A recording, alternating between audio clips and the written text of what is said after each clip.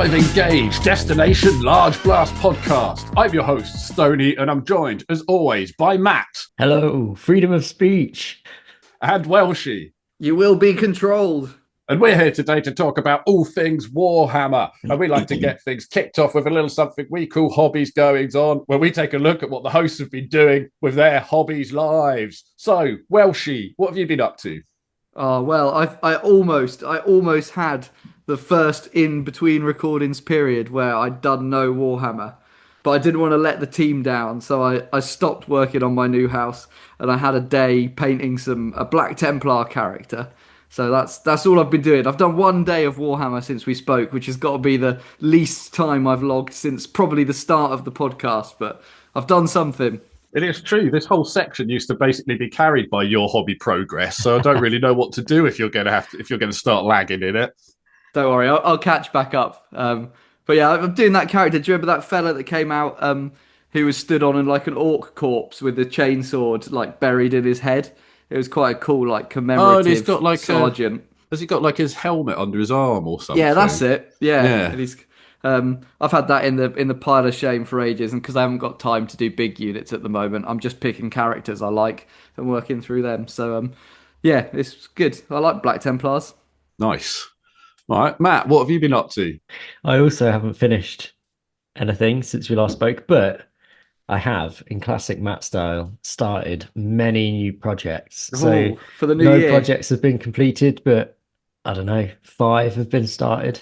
Nice. And others have been daydreamed about. I'm trying to think, like I've started to paint the Empire Knights up that I bought when we recorded last. And Father Christmas gave me some Warhammer. Ooh.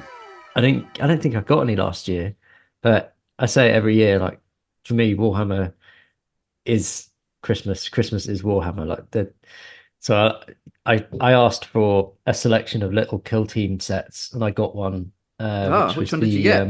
The religious one, the one that we were cool. literally talking about last episode. Fire and zeal, or zeal and something. Yeah. The lady with the bits of bog roll stuck on her hands and stuff like that. Yeah. So, and actually, the kit. So I opened it up, and for the first time in many years, as soon as we were back in Brighton, I put together the leader, which is like the priest figure, and he's base coated, ready to be started work. I thought, I'm not going to just chuck this in the loft for like a few years. I'm going to actually start it. But the kit itself, because we were saying how it's really good for like lots of spare bits, which is kind of what I was hoping, that I could mix and match with loads of stuff with some of those pilgrim units that I want to build and have started building. But the kit is really weirdly designed. I don't know if some of the other kill teams are like it, but there's no arms, there's no weapons. So this is I know what you mean, because I've painted a lot of kill team now because I've been playing it a bit. And it is a downside. As much as we love the sculpts, GW have clearly pivoted away from a game that used to be take models off your shelf for armies you already have and build a kill team with a bit of kit bashing, to you have to build it the way that's on the box, and to make you do that, they're going to be basically one-piece models. Yeah, they are that surprised me. The ones I've done before, like the Deathcore and the I haven't built them, but the stormtroopers, the Kaskins, they're like way more traditional in having like bodies and hands and arms that you can mix and match. I mean, you still can chop them off and stuff, but that sort of surprised me how they're so one pose. They're almost like an entire model split down the center of the model rather than splitting it at the torso. It's like split in the most awkward way for you to then convert it. Yeah. So did you say that you'd have other kill teams that were a bit more mix and match? Like, like if you get an Imperial Guard one, do they just sort of throw in an Imperial Guard sprue here and there? The Guard ones are like way more, the ones that I've done anyway, are way more traditional. Yeah, the early generation kill teams were all way more traditional. And now basically only the ones that are replacing 40k kits, like the Warp Talons, have like a few extra bits, but they're basically like you have to build the guys on the box. Kill team used to be you got like 3 specialists and like 5 dudes that you've made your own versions, And whereas so now many you get like weapon 10 options. specialists. Yeah. So It's many cheeky. weapon It's the GW being money grabbing bastards. It's kind of interesting. I mean, because in a way, it kind of makes sense with the box that Matt got, because they are all like different random sculpts that are quite new and specifically for Kill Team. So it kind of makes sense for that. But to see that with some that's the way they're going is, I guess, something that they've done in the past. Like it's always the way with the Blood Bowl teams, isn't it? And I guess that in a way the Kill Team is a bit like Blood Bowl, as in you buy a team and you stick it together. So I guess it's that way, and it's definitely not unheard of for there to be 40k models that stick together that way. But I think that, to be honest with you, all it does is mean that kit bashing changes. You've just got to get the old saw out and stuff like that, rather than taking bits off and sticking them together like you used to. Yeah, just more of a challenge. What about you, Stoney? What have you been up to? Well, I've done my test prints of my long-awaited Doom Rider. I wanted to get it done. They look really good. Oh, thanks, man. I wanted to get it done and dusted over Christmas, but best laid plans. So yes, I didn't do that. Watched The Grinch a bunch of times. Watched The Gruffalo a bunch. So I'm very well versed on The Grinch and The Gruffalo, but didn't get a lot of time to do a whole bunch of Doom Rider thing. But I just kind of really need a bit of time just to sit down and finish off because I've got an MF Doom Rider variation of him. Oh, sweet! With the mask? Yeah, with the mask. So it's a bit like somewhere between the comic book character and the MF Doom cartoon character and a 40k guy. Yeah. But also, I've been like, so I've never. This is the other thing, is I've not actually seen like a Primus bike. I don't think, like in the flesh, because at the moment it's just this massive guessing game. The Primus bike is like everywhere I go. I was in Games Workshop the other day. I bought some paint and I was talking to the guy and he didn't have one. But it ended up with like him and a bunch of other people being like, "Oh, they're about this big," and holding out their fingers, and me kind of getting my. Mate, I've got one. If you want me to measure it, it's on the shelf. I can tell you exactly how long it is. Yeah, if you could just measure it in pieces and send it over, that would be great. Because all I did was the guy was like, "Oh, it's about this long," and held his fingers up, and I kind of held my fingers up to where his fingers were, and then sort of ran home with my fingers about that length. And then I'm expecting a Lords of Lore of how long is a Primaris bike. Oh yeah.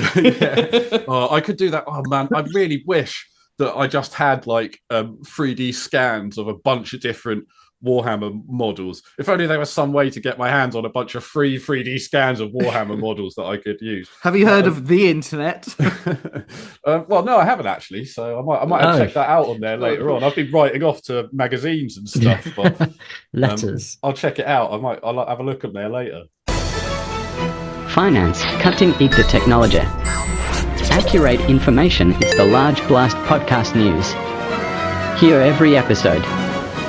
Get me 2 tickets on the Chattanooga Choo Choo because we're off to America, baby. That's right, Americans. You're in luck because you're going to get your very own Warhammer world, or so the rumors have it. Yeah, that's right. I got this alert via email, and on the 9th, which is yesterday? Is that yesterday from when we're recording? We're recording on the 10th, I think. Yeah, that's so we're full current news, up to date. This came straight from the Pentagon, didn't it? This news. Yeah. You've got a red phone in your office, hidden beneath a statue, a bust of a face, which you pull open. Oh my God! So it's going to be just outside Washington DC. Oh man, it's going to be bigger if it's bigger than the one in Nottingham, I'm going to be so pissed off. Of course, it's got to be bigger. It's got to fit all the Americans in it. But is it going to be are they going to start producing Warhammer in America? Is this no, that's the line. That's the red line. No, that's my red line. They remember. I've already raised this with that Captain Titus they were selling in Target that had "Made in America" on the back. So I think they are already making models in America. I reckon that was boxed in America. I've not accepted it. I hope so. It won't be the same. Yeah. It'll be made with cornstarch syrup instead of sugar, and it'll be all weird and wrong. Do you think this is why they got Maduro, so he can run the plastic crack ring? It'll be on the wrong side of the road, and it'll be their hands will be on upside down. It'll be too strange. They need the Venezuelan oil to build the Warhammer figures. They need him to run the crack ring, and they need the oil to make the figures. Yeah. That's it. This is all part. They've been behind it the whole time. We're going to get our podcast. If we're not here, if this is the last podcast, guys, you know what's happened to us. We've been got. You know how we always wanted to go to the Las Vegas Open? Not anymore, boys. We've been struck off the visa list. Not like this. It's open in late 2027, next year. Wow. Wow. Okay. I mean, I won't be going. When this came through, I think I wasn't really sure what to generally think about it, because Warhammer World, I don't know if they can really export that to the US. I mean, I guess they can. Of course they can. Yeah, I mean, they can. Fucking can. Yeah. It's going to be fucking sick. It's going to be awesome. It's going to be new. It will have have you been to Tottenham Court Road recently? Have you seen those buildings they've got there that are like wall-to-wall TV screens? You walk down corridors and shit. They're all TV screens. The shit they can do with new crazy buildings now. They're going to make it into some cool-ass fucking thing. It's going to have massive dioramas the size of a football field in. It's going to be the nuts. Oh, I didn't even think of the dioramas. Yeah, it is going to be amazing. Like the dioramas and stuff. That's fair play. And there should be a roller coaster. There should be a roller coaster. Exactly. Yeah, it's going to have all that cool shit. I hope so. It's going to have a rodeo where people ride bulls that have been spray painted like squigs and a destruction derby and stuff. It's going to be the tits. What about Bugman's? Will there be exported Bugman's beer? Yeah, I mean, we can be angry and British about it, but you're right, Stoney. It's going to be good. And also, fair play, because the skyrocketing of GW as a company is down to this massive expansion into the American market. I mean, they've played that business decision to a T. I mean, partly it's not ruined Warhammer completely, but a lot of the things I dislike about Modern 40k has come directly from expanding into that American market. The tournament scene, the ultra competitiveness, the rules, endless churn. But are you ready? People in America need to go and visit. Oh, damn straight. And are you not ready for their newest mascot? Chad Bugman's Sour Style Moonshine Mash. Available at Bugman's Sports Bar and Saloon. So 10th edition is in its death throes, and it's just launched its end campaign. But what does that entail? Wow, Stoney, I'm glad you asked, because I actually think they've done a pretty good job with this. It's the 500 Worlds end campaign. So the models that we've seen that are the big reveals for this is Titus and his cool retinue of non-Space Marine buddies.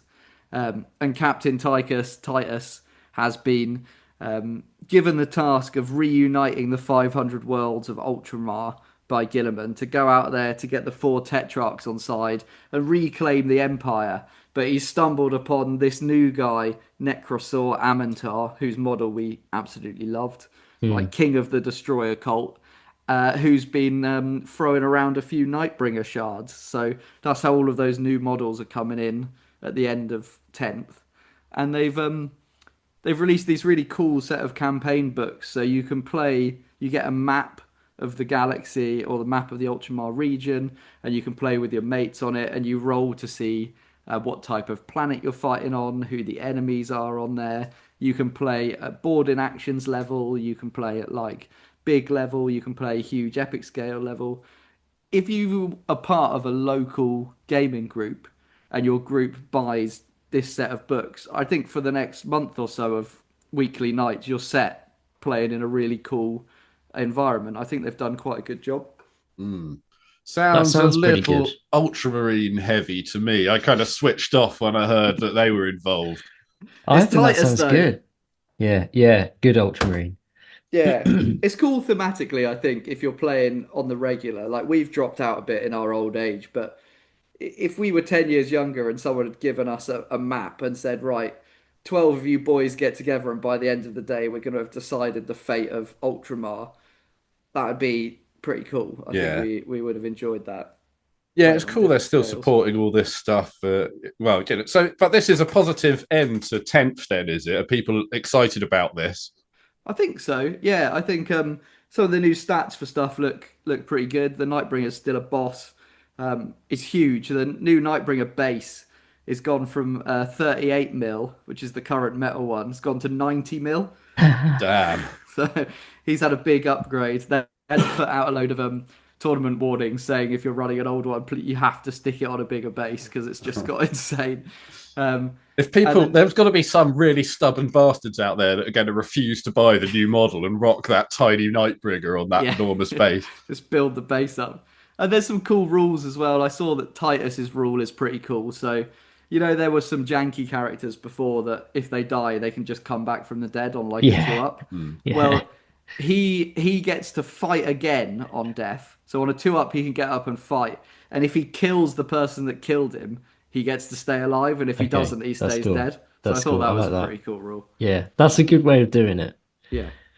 I think if you're on the regular playing 40k, you're going to be happy with all of the material they've released to end 10th edition. I have to say, I'm looking at the piece of artwork that must be for this. It's got, I think, is the main Necron character that you were just talking about, Welsh. Destroyer Lord or whatever he is. I think that's a really good piece of artwork. I think that compared to some of the other stuff we've had in the last few years, is really good. I think we had a similar conversation recently as well with someone else that we'd seen. But that sort of fills me with hope. I'm looking forward to 11th. Cool model. Like I was really excited. Yeah, it's a really cool model. To go and get this. I went to try and go and get it today. I went to our friendly local gaming store just to check when it was released. And they told me that they'd had an email from GW this morning telling them that half of their expected stock had been cut. So they were expecting 6 and they now had 3 and 2 had already gone. 3. And you can't find them anywhere on the internet at the moment. It's already being sent over to the USA stockpile. Yeah. So I'll be waiting a month or two. So it's a good job I'm not trying to play this campaign because you can't get hold of the models if you are. So. G1 Blackheart is back to tepid response. I've seen a lot of people very pissed off with this supposed glow up. What do we think here on the Large Blast podcast? I think model wise, it's less than tepid for me. It's the full Pixar chaos. I don't like it. I think it's silly. I think there's too much going on. I don't think it looks grimdark. I think his face is not even as scary as the dude from the Goonies. Yeah. Like you've literally got a guy. Chunk. Yeah, you're right. Something like that. Yeah. His name was Sloth. I mean, it's just like you've got a guy whose face is half melted off, and you've made it lock funny. The face is a cartoon. Do it better. The actual face on this model is a cartoon. You know what It's a 3D design of a cartoon. It is very silly. His mouth looks dumb, doesn't it? I think that the paint job is doing the model no favors. I'd love to see one in person done in a better paint job. I still don't think it would make me a fan of the model. He looks like a cookie jar or something. Like you're supposed to put things in his mouth. But also, I was reading through the Rogue Trader. I got a PDF of the Rogue Trader rule book recently, and I was having a little flick through there. And there's a picture in there that looks really like this guy, and I wondered if maybe it was like a throwback to that. It's really dumb. He's got like a little pistol and he's like shooting an orc through the head at like very close range. It sort of looks like a picture with like an orc sat on like a Space Marine's knee and he's like shooting him through the head. It's a very silly picture, but he's got a really stupid face, and it but as soon as I saw it, I thought, oh shit, that's that new Harkon Blackheart model. So maybe that's a nod to that. He's just, maybe. The old still model was shit, really don't get cool. me wrong. Like the thing that was really cool about the old model is his power claw was like almost as long as his leg. It was like ridiculous. And he had that cool stance of like walking towards you. Yeah. And this is just the like go-to option A chaos stance. It's almost the same as the Abaddon. I just think, however, make it scary. He's a real baddie. However, I do really like that this is come out, and it's coming out as a set or like as a group of people with a retinue. Yeah. Lore wise, I think right it's great. choice. I love the Red Corsairs. They're cool. They're evil for evil's sake. They're just baddies. Yes. Yeah. It's I know we've said this on our chat. But yeah, to have evil baddies that aren't affiliated with the Chaos God feels really good. Like the Black Legion, but these I think could be really cool, and the silhouettes for some of the other models do excite me a bit. Yeah, I really love the old model as well. I've got such a soft spot for it. So this new model is very unimpressive. But weirdly enough, speaking as we did at the start of the show about like the new way to sort of kit bash things, because this guy does have such a generic wide pose, it actually makes him quite good for the new school style of kit bashing.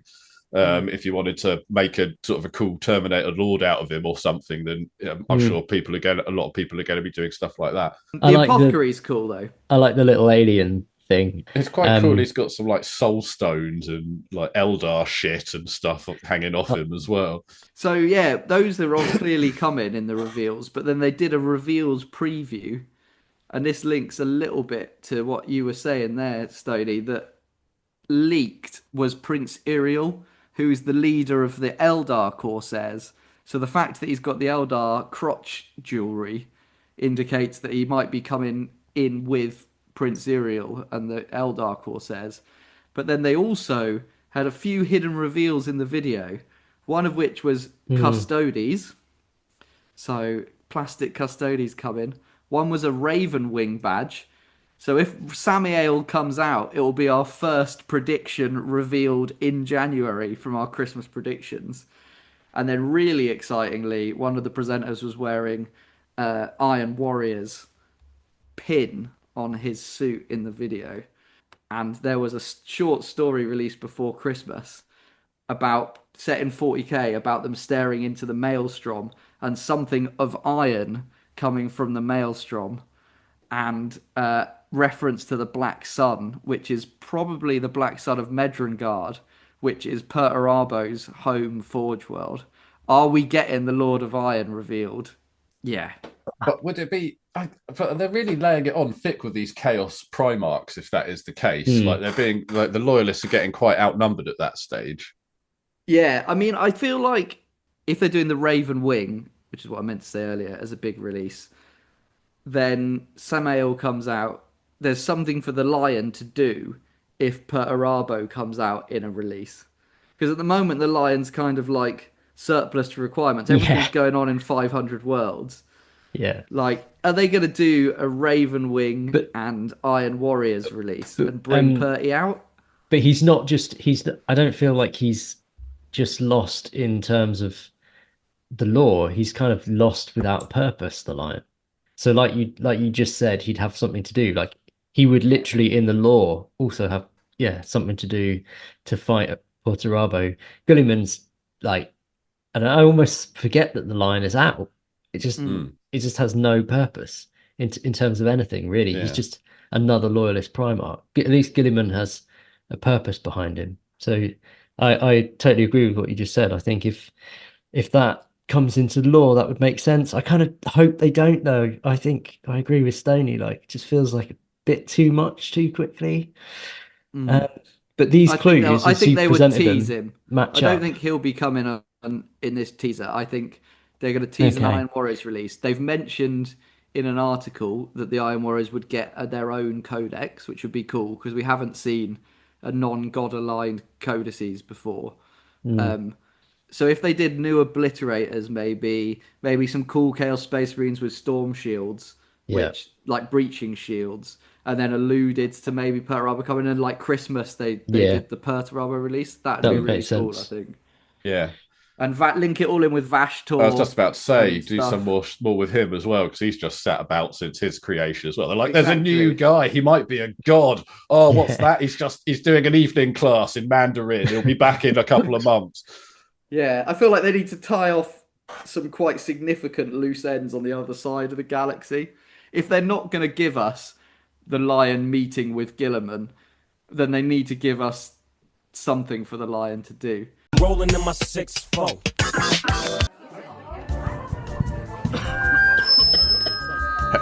Hello, conference attendees. Could I have your attention, please?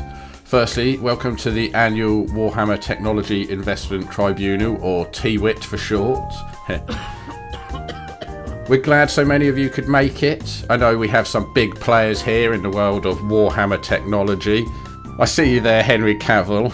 You're not fooling anyone with that fake beard and glasses. We all know it's you scamp. What, me? I'm not Henry Cavill, mate. Oh, come on, we all know it's you. No, mate, why would Henry Cavill show up to this dog shit conference? all right, investor. We're all excited to get our hands on some of these new products. Just wait your turn alongside the rest of us, eh? Is there any of that free wine left? Each speaker tonight will present a Warhammer product or idea and give you the opportunity to invest on the ground level. This could be the next big tech in the Warhammer world. So ready your bitcoins and prepare to step into the future as we discover our first fabulous opportunity. And welcome to the stage, Matt, with his product that's bound to get your heart a-fluttering. Are you about to pop the question? My dear, would you make me the happiest human man in the Warhammer solar system and be my sweet bride?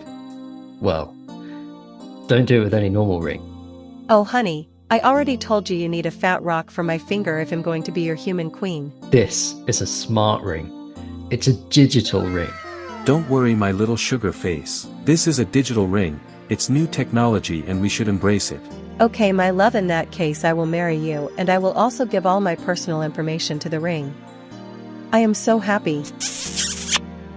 If your fiancé turns on you, is the thing you need in that last moment. Hi honey, I am home early from my human job. Oh my god, what is this? Darling, I can explain. It's not what it looks like. It looks like you have your knob in the toaster and a USB cord up your arse. You are not the real human man I married. Take this. It's a digital ring, digital weapon, a las weapon, hidden in this signet ring. And it just might save you from a toaster fucking robot, sent here to impersonate humans. Remember to watch out for robots and give our information to them. Invest now in the digital ring.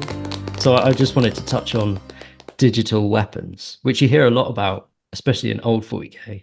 And I swear the stuff I was reading earlier, they all mention rings, but I think you can be lots of different small, like a pen, like a James Bond pen. I guess they are like a James Bond weapon in 40k.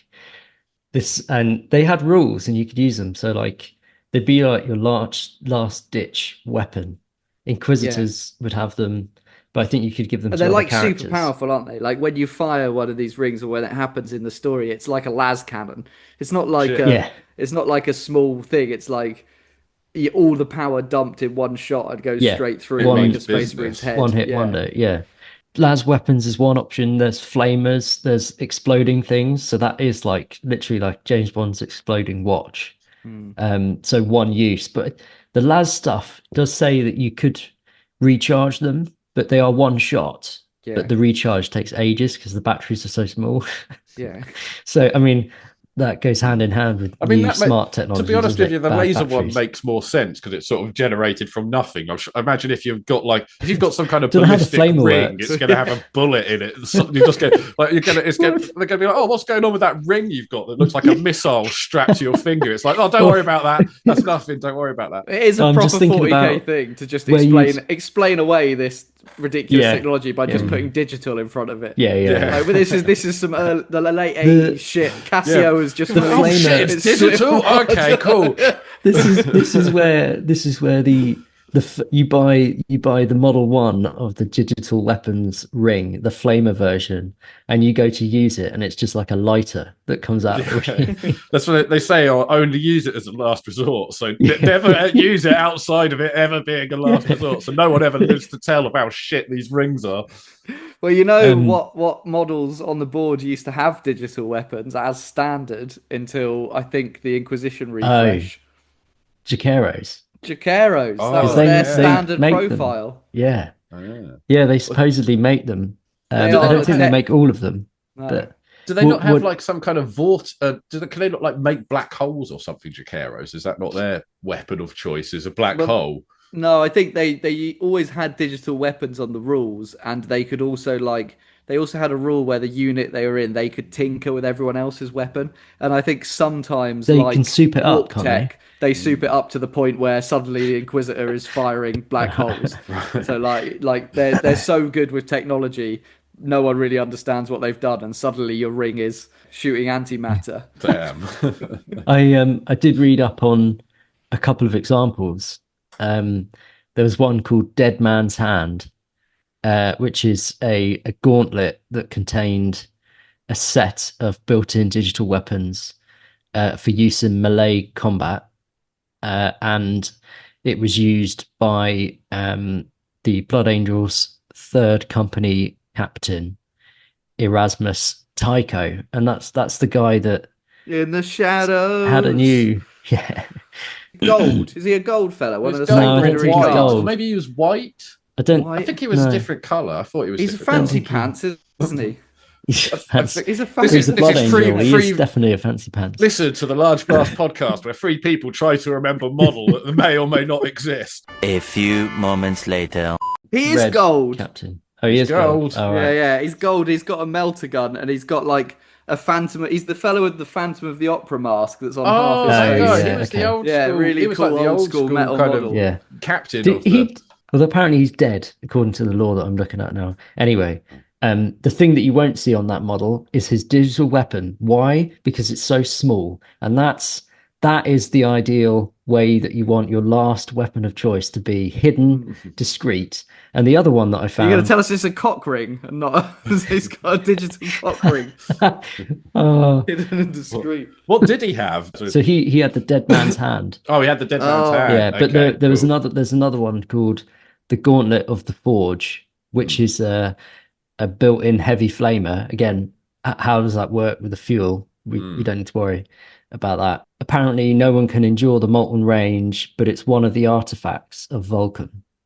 And it was wielded by Vulcan. And the current Forge Father of the Salamanders chapter wears it now. See, I'd be kind of scared to have a ring that might potentially just shoot out a molten jet of lava. Like how do you trigger it? Like what is this? I feel like you might accidentally blast some sort of important part of your body off. Yeah, definitely. But Vulcan's got quite a lot of like mad war gear, because doesn't he also have like a hammer that has a teleporter in it? Yeah, that saves his ass. But turns him into a meteorite. That's really good, and it saves his ass and everything. But when did he think like, oh, what do I need in a hammer? A teleporter? That's like what's the point of that? It's like, oh, I'm going to make a pair of clogs with a clock in. Like, what's the point? You could call them clocks. Exactly. Oh yeah. Okay. Marketing idea. Well, wasn't that a great investment idea?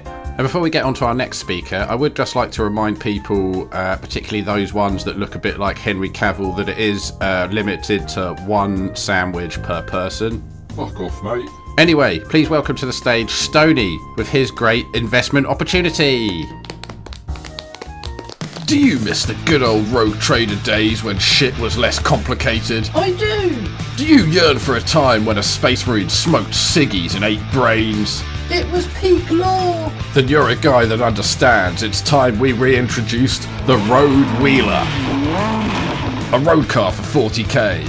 A car for the future. Glamorous! That's right, in the old days, if any Space Marines woke up hungover from a night of drinking whiskey and each other's piss, they would jump in their trusty T-Bird Road Wheeler and cruise down to the battlefield in luxury style. No Ponzi drop pods required, just a half pack of smokes and a full tank of gas. So let's bring back the class that time forgot and invest in the Road Wheeler. So basically that's right, ladies and gentlemen. There are cars in Warhammer, or there used to be, at least in Rogue Trader there was, and they're varying different kind of cars, luxury cars, but they were called road wheelers. And I thought that, it's kind of cool that was something, because it's something that you never really hear about. Yeah, so how were they described? Are they kind of like hover cars, or like cars with wheels? Or they've got wheels, because you can get a wide wheeler variant.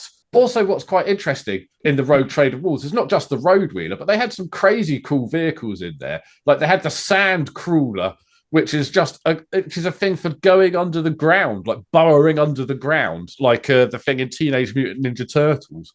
Yeah, cool. So like kind of cutting through the dunes instead of going up and over and stuff. Got to go through it. That's right. Can't go over it, can't go under it. Well, you can if you've got a sand crawler. You can go through anything if you've got a fucking sand crawler. Doors, no more. If your garage door is shut and you're in a sand crawler, fuck that thing right off. Or actually, maybe not, because the way it does its sand crawling is by blasting sound rather than having a drill. So there you go. Oh, nice. That's pretty cool. Some sweet subs in the front, I guess. Yeah. Subs in the bonnet. Yeah, they're all the speakers are directed to the outside, so your whole speaker you don't really hear very much on the inside. It's all soundproofed. A pretty sweet piece of tech there, Stoney. Yeah. So I reckon that's going to make me £1 billion. Nice. Okay. Probably because everyone needs a car, right? Exactly. So the market's there. But I think that it's nice that in Rogue Trader there's a bit more of that kind of realised. I don't think I've ever seen a hint made to a 40k car, except maybe in the new Necromunda stuff, where those Orlok guys have those like crappy bikes, really boring looking ones, which might be something you could imagine driving around the streets. But there's no way you're going to be cruising around the streets on a massive flea thing, or on one of the like mega long fucking Primaris bikes. Imagine trying to get that round a tight corner, taking that to Paris or something. You'd get wedged, you'd be stuck. I guess the only one I can think of is the Achilles Ridge Runner, the Gene Stealer Cult one that you can also get for the police. The RBTs have a version of it. Okay, and then there's the guard one, but that's more of a tank, isn't it? Because it's tracked. What's the little Tauros thing? The Turox. Yeah, but not like a kind of city car that I can think of. Those are either mining equipment or war equipment. The only car thing springs to my mind, and it always caught my eye because of the same thing you just said, Stoney. Because I remember when I used to see it in one of the old City Fight terrain books.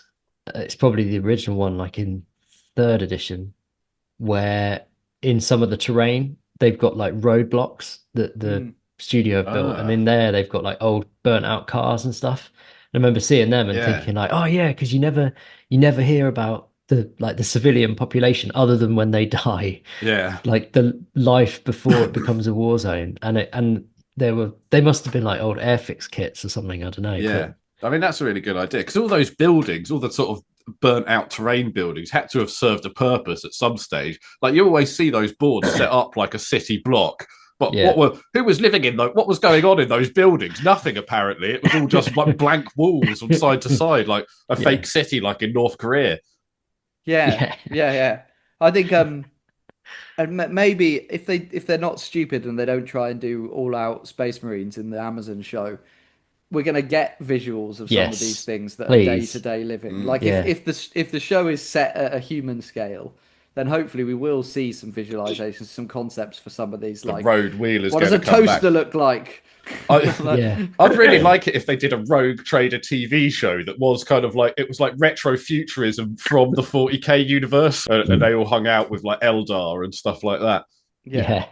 The thing you do see, I know perhaps we're going a bit off tangent, but the thing you see a lot in 40k. And they in Black Library books, in the computer games, in some of the terrain, and some of the stuff that Games Workshop publishes that isn't in Black Library, and in the artwork for as long as I can remember, is trains. There's always loads of trains in 40k, like massive, giant, industrial, huge train systems and public transport systems that. There's always loads of that. There's never like personal vehicles. There's loads of trains on Space Marine 2. In fact, you have to, there's two separate levels where you have to protect a train at the end of the level. I think, and there was in the first game. I don't know if I'm confusing it with the second one, where you have to drive the train into like a building or there's something like that. But there's trains in the first one as well, and just love trains. There's that Easter egg, isn't there? Because what's the name of the guy? Titus. It's Titus, isn't it? Yeah. Because there's that bit, isn't there, where he stops and the train goes past and he gets his notebook out and his thermos and his sandwich and he takes down the number for his train spotting Reddit group and he posts it on there. Then he gets in his sand crawler and drives home. He's a hard day at the office, drives home, has a sandwich and goes to bed. Well, boys, I think you're both thinking too small, right? You've got a sweet ride, fine. You've got some crazy jewelry, I like it. Wearables, but I'm thinking bigger picture here. I'm thinking these are the devices, but those devices go on to control millions. We need absolute control from our company. So I've been talking to a consultancy firm called Necro-Tech. And they've given me a few ideas as to how we could expand from just selling individual things to mass control. So you've heard of like rage bait and stuff online, and polarizing anger, echo chambers, all of that, harnessing rage online. But how about we harness empathy? I'm selling you the new Pharos transportation device, which uses empathy and quantum entanglement to teleport you wherever your heart desires. And we can record where those things are. So we're gathering data on people. Okay. Yeah, I like the gathering data from people. Can we sell the data? I think so. Presumably we can. Yeah. We can collect it, that's for sure. So this is the Pharos boys, which we've mentioned like once before, but it's now come full circle from just being a weird story trope in Horus Heresy that got the writers out of a bit of a plot hole, and has come back round full circle into 40k. So it's Necron technology that was on Sotha, just outside Ultramar. And essentially when the Astronomicon goes down in the Horus Heresy, Warsmith called Dantioch, who's a good guy Iron Warrior, finds this Necron tech and uses it as a lighthouse, hence the Pharos name, ripped from the Alexandria lighthouse of ancient times. And when he's there, he manages to create a light that people can see in the warp, so it becomes the lighthouse, the Pharos. And it's Necron tech that works on empathy. So it was a way Necron could transport themselves based on what they wanted. So if you think really hard about it, it takes you, just teleports you to that part of the universe without going through the warp. It's faster than light. It's a bit like the compass from Pirates of the Caribbean. And it basically saves Gilliman. It saves people from being killed by Kurz. Then they have a big war over it. And at the end of the heresy, Gilliman decides to shut this thing down. But way into the 40,000s, Cool goes to investigate it. And he finds out that although the original one was destroyed, there's a second one. Whoa. And everyone in 40k is about finding transport that doesn't go through the warp, right? That's how you win 40k. Yeah. And he has found a second Pharos that is on a planet called 7/2 in the Nephilim sector near the Pariah Nexus. And the planet is on the event horizon of a black hole. So time is moving so slowly, he thinks the Necron might still be Necron tier, fleshy Necrons, utilising this Pharos device, which would contain all of the explanation. So slowly, being like, "It's so good being a Necron, isn't it, buddy?" And like high-fiving and shit. I can't wait to go to this new ceremony where we give away our flesh. Hey, buddy, skin's looking real good recently. I know, I've just had it done. That's right, everybody. Everybody gather round. It's just me again. I hope you're all enjoying the shit, mate. Yeah, well, we sincerely have had a lot of interest in our fantastic investments so far, but don't go anywhere just yet, because the fun is only just beginning. Next up, we've got Matt. That's the same Matt, but this time he's got a different pitch for you. Some say he might be spreading himself a little bit professionally thin to be working on two projects at the same time, but that just is not true, because anyone involved in the defence or military field is going to love this pitch. Wait and see. Here we go. We've got laser weapons. We've got power weapons. One must ask, what next? What next? Well, we've got what's next. And what's more, it's so portable you can just clip it onto your heavy-duty belt. Welcome to the future, folks. The power of stars.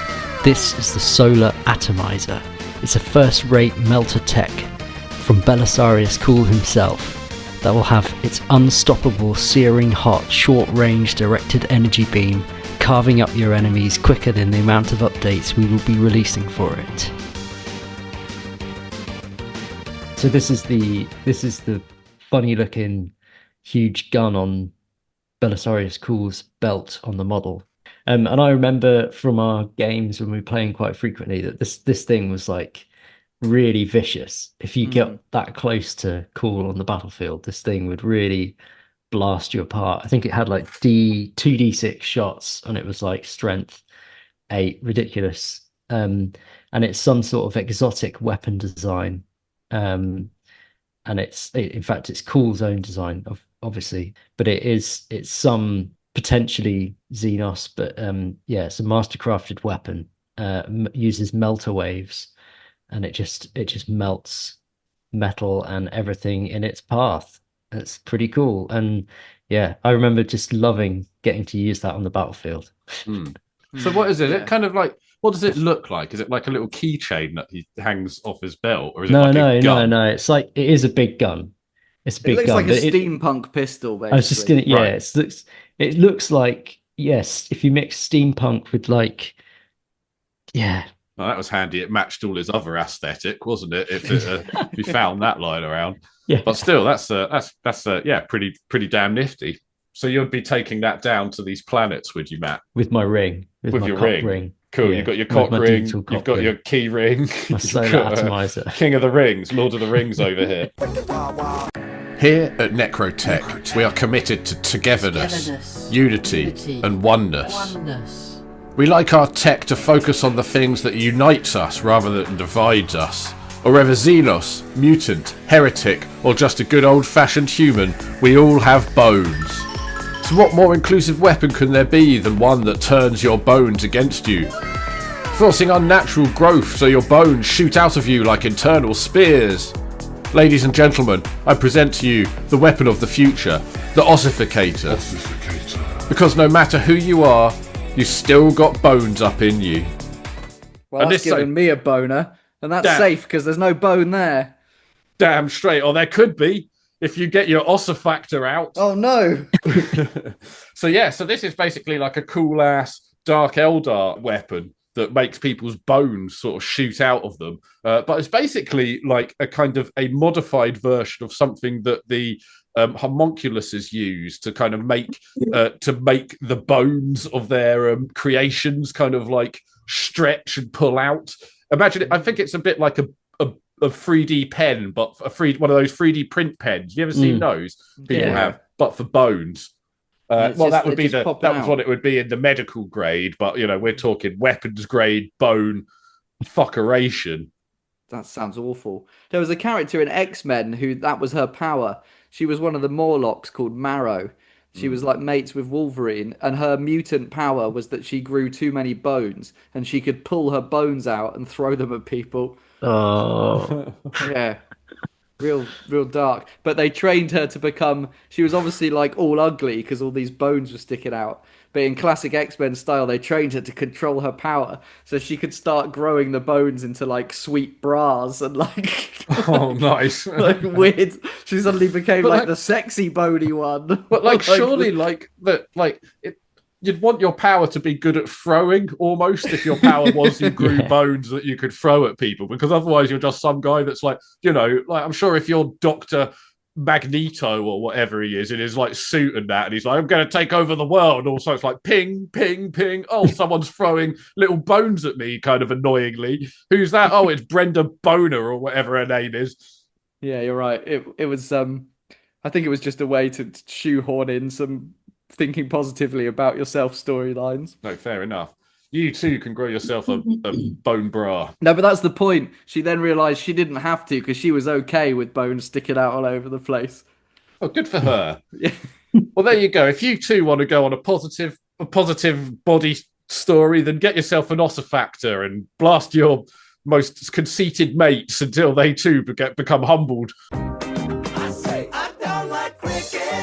Right, I still think you're thinking too small, boys. My last piece of technology gets people hooked. It gives them their heart's desire. They can transfer anywhere in the universe faster than light.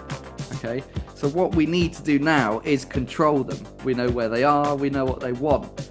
So I'm giving you pylon technology from Necro-Tech.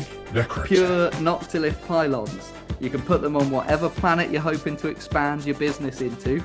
And once they're there, you can use the negatively charged empirical Noctilith to basically control them. You can make them into soulless worker drones if you want by switching up the pariah functions. You can turn warp up or down if you need to destroy a planet and get in there quick. You can flood the demons in, and then you can turn the demons off with fully controlled null field matrices. You know? That's giving me Elon Musk Starlink vibes.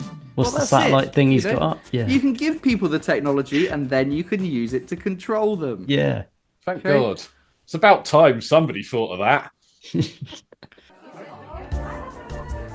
Row gang, what a whip-roaring day of investment we've had, but it's not over yet. Although I do need to inform you before we go any further that the foyer toilet has been blocked. I repeat, the foyer toilet has been blocked. We have our suspicions as to who is responsible. Why are you looking at me? But we will soldier on regardless, with our next opportunity brought to you by Matt again. How many fingers am I holding up? 4. Wrong. Oh. Do you suffer from blurry vision, tiredness, headaches? These are all symptoms for serious issues with your eyes. Eyes are important. You use them all the time. Care for your vision. Replace one today with an optical implant. But there's more! This is no ordinary optical implant. This is the Baal Eye of Yarrick. Commissar Yarrick. If after your eye transplant you experience headaches, bone fatigue, blood vomiting, irrational diarrhea, then contact your apothecary immediately. Yeah, I wanted to talk about the Baal Eye. When I sort of think about tech, other than like the tech priests, I do think about the personal gear that people wear. And one of the key things, like we see with her on Blackheart, is that Games Workshop and Warhammer have always drawn these crazy looking characters with like half their head missing. They've got all of this like mechanical shit in their head. And the eyepiece is like the classic. It's always been in the artwork, and the Baal Eye that Yarrick wears is like one example of like a named piece of technology, like for the eyepiece, where he's obviously loses his eye in, I don't know, the Second War of Armageddon. I think he loses his eye, and it's replaced by this optic implant, which also functions as a weapon. It does allow him to see, and he can see in better ways than a human. But there were rules for it. There were rules for it in the game as well. Because it was a bit like that digital ring type thing. Didn't it have like a 2-inch range or something pathetic? But it was a close combat weapon, basically, wasn't it? Yeah, so you could use the claw and he'd have his attacks, and then you could use the eye to attack, which is why in the lore, because I think it's a standard, a pretty decent officer's version of whatever those things are called in human society in 40k. Glasses. Techno glasses. Yeah, it is like a monocle, isn't it? So when he gets it, it's just like a standard issue eyepiece. You think that they had to do a thing where he's sat in a chair and they've got like a chart in front of him with like a big A in front of it and stuff? Is that better or is that worse? Yeah. Is that better? Except with a load of what are they called? Like the mangled humans that have been turned into servitors. Yeah. Where they're trying to do that, but he's in Specsavers. He's just shit. His laser eye is just constantly blasting out a laser. It's gone wrong. They're trying to refocus the laser. So it's like a standard issue thing in his head, but it gets the name Baal Eye because in the Orc, so the Orc have the tales of Yarrick and how he defeats the Orcs, like we see in the cartoon on Warhammer Plus, which is also called Baal Eye. Great episode. The stories that the Orcs tell of Yarrick as being like the best foe that they can fight against. The stories that they tell each other is that this eye will kill them if they get too close, and there's some truth to that because it is a weapon, but it's not as powerful as that. But they call him Old Baal Eye. His weapons are the stories he left behind. Yeah, indeed. I don't actually know what those things are called. I think they just call them optical implants, don't they? Yeah, that's probably it. Yeah, because there's loads. You used to get lots more Space Marines wear them You don't really get many Space Marines wear them now. That's true. It used to be such a staple to have that kind of like, old school Walkman strapped on the side of their head with like a bit on their eye and stuff. The Geordie LaForge visor on the Scout. Oh yeah. Oh yeah. What's going on with that? What did that do? It just made them look cool. Didn't even do anything. Just shades. Well, gentlemen, I still think you're thinking too small. You can take your eyes and your rings and your cars and your boner guns and you can just shove them because they're not necessary. Because I'm telling you, we've got people hooked on interstellar travel. We've controlled them as mindless drones, but we need to see what's going on. We need like a central hub for the company where we can see what's going well, like a stock exchange of people that are working for us, right? And I've got that tech for you from Necro-Tech. And it's called the Celestial Array. Sorry, it's called the Celestial Orrery, and it's found on the Necron crown world of Thanatos, crafted by the Oriskar dynasty, and it is a holographic and mechanical map of the entire galaxy, where if you turn any of the lights off that represent a star, that star supernovas and explodes in reality. It's like a voodoo doll for the galaxy. Now this is how we control people. What, we blow up the stars? We can blow up the stars if we want, but we've got to be very careful because it could cause a chain reaction. If you don't do any deals with me, I'm going to blow up your star. It's exactly like that's how I foresee us climbing in the stock market. Using the celestial orrery. So yeah, this is a real thing in Necron lore in their first codex way back, I think 4th edition. This is still canon lore from what I can tell. The Necrons have a voodoo doll of the galaxy. Like they could literally just go, "Oh, you trying to take all 500 worlds of Ultramar? Nah, see you later. Yeah. Goodbye." Oh, that's pretty. Yeah. And the only thing in the story that prevents them from doing it is something about maybe there being chain reactions that could kill everything, and that's probably classic Necron bullshit. So we could do something about it if we really wanted to, but it's too much bother. We can't be asked. Exactly. So that sounds like that thing. If you've got a big holographic map of everything, if you needed to do like an extension or something on your house, you could just like slide a little. I don't know, like, could you just like add a little bit on the side? If you can extinguish the lights, could you like stick a couple more lights on where your house is? You think of like kind of playing Minecraft. Yeah, yeah, basically move the stuff around. I don't see why not. And you know, we're already controlling people's movements, watching movements, gathering data. Hell yeah. Telling whether their souls are on or off. Yep. And now we can delete planets if we need to. Happy days. Nice. This is tech supremacy. Okay, settle down, everybody, settle down, gather round. I see quite a few of you have left already, but don't leave just yet, because there's still one more speaker. It's Stony again. Put your hands together for Stony. Like most people, I'm constantly thinking to myself, how can I blow this damn planet up and just forget about this whole mess? Virus bombs and exterminatus can be expensive.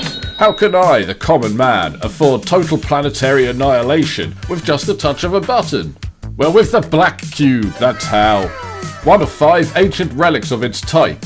The Black Cube can totally destroy a planet in hours. Simply perform a blood sacrifice and the Black Cube will release primordial chaos magic that will boil the oceans and black out the sun. Oh my god! The 4 remaining Black Cubes are held by the shady collective of aliens known as the Cabal. So don't miss this chance to own your very own piece of Warhammer history. That's right. So these are some kind of crazy ass cubes that are being held by the Cabal. Right, the Cabal. The Cabal. They call upon primordial chaos to destroy a world, which is pretty cool. They're referenced in the Alpha Legion book because the Alpha Legion have spent ages trying to get their hands on one, and they do now apparently have one. But is it to be used for good or evil, or just to be taken off the battlefield or kept away from these guys down Kabul? So it's a crazy piece of kit. Whoa! So is it like all chaos at once? All of the 8 points of the 8-pointed star, the ones we don't know about, maybe Malal, some of the other stuff. That's just it. It is sort of suggested that it has been used to cause earth-shattering events throughout the galaxy. It can change the temperature of a planet and make the oceans boil. It can blot out the sun. It can do all kinds of crazy ass shit. Whoa! And if you get all 5 together, it's even worse. Like a worse. Megazord. Exactly. Like, I'm pretty sure. Like, for instance, if I press this button right here on the black cube. Okay, everybody, nobody panic. There's been a mild apocalyptic event occurred in Lecture Room 1. Repeat, Lecture Room 1 is now out of commission. I'm being told that the explosion combined with the block bog has meant that we're being asked to leave the premises. So if you could gather your things and make your way outside. Hey, wait 1 minute. Who's that getting into that Porsche with a Superman paint job on the side? Haha, it was I, Henry Cavill, this whole time. Thanks for the free sausage roll buffet and vino. I'm off to eat all the food and block the bog at a different Warhammer event. Later, losers. Haha! I knew it, that dirty bastard. Broke boys don't deserve no pussy. I know that's right. All right, ladies and gentlemen, welcome to this, the last part of the show, the part that we like to call the Lords of Law, where I pit Matt and Welshie against each other to find out who is the Lord of Law. But on this particular episode, very special episode, we're doing the Gourds of Law, where we talk about the fruit and veg of the 40k universe. Excellent. So I want you guys to tell me which one of these is a real 40k fruit. Okay. All right, I'm excited for this. Is it A, a fiber finger? Is it B, a pear leaf? Is it C, dead man's eyes? Or is it D, a dagger fruit? Dagger fruit. What? Which one is real? Which one is real? Yeah, I think a dagger fruit is real. Dagger fruit. You're both right. The dagger fruit. It is a breakfast fruit eaten on hydrophant that is used to cleanse the palate. Hydrofur or something like that is the name of the planet. Okay, so next round is the nuts and legumes round. Which one of these is a real 40k nut? Oh, that's good. Is it a cabba nut, a gabba nut, Nobby's nuts, or grabber nuts? I think it's a gabba nut. Is it grabber these nuts? I